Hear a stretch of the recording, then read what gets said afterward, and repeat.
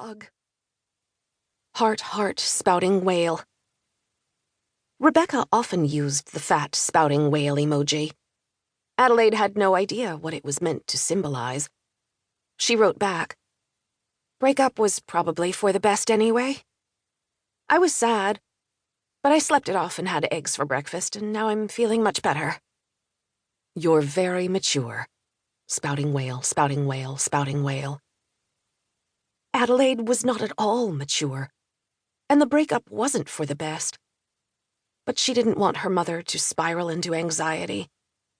That was something Rebecca was inclined to do, with Adelaide off at boarding school.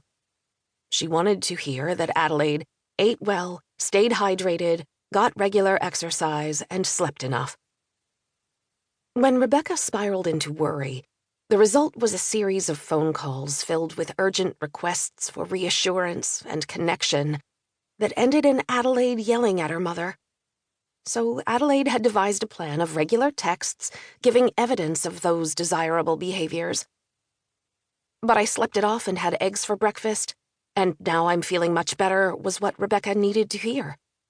Not, "I'm puffy and dehydrated from crying, and for breakfast I ate 2 Hershey bars, and truthfully I feel unlovable and ugly, stupid, and broken. I wish I could get a giant injection that would turn off my thoughts. I would let a creepy doctor with a secret basement lab shoot a random glowing substance into my ear if I knew it would stop me from feeling the way I do." Last night, I tried binge-watching baking shows.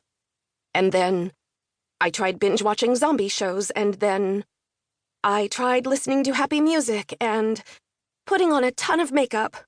So much makeup. Then my eyebrows, with their makeup, looked scary, and their scariness made me depressed. I was depressed by my own eyebrows. I would have tried smoking cigarettes if I'd had any, and I would have drunk Dad's booze if he had any, but no luck on mind-altering substances, so I passed out at 3 a.m., and when I woke up, I felt even worse, and my pillowcase was stained with lipstick. No, she couldn't say that to her mother. Adelaide just sent the text about the good breakfast and the night's sleep. She added a zebra emoji for good measure, thinking Rebecca would like it. Then she put her phone in her pocket. The great god Pan lay on the ground, releasing gas. Ella Bella stayed close, pressing against Adelaide's leg. "I am thinking you have dog treats in your pocket," she said sweetly. Lord Voldemort and Pretzel played chase.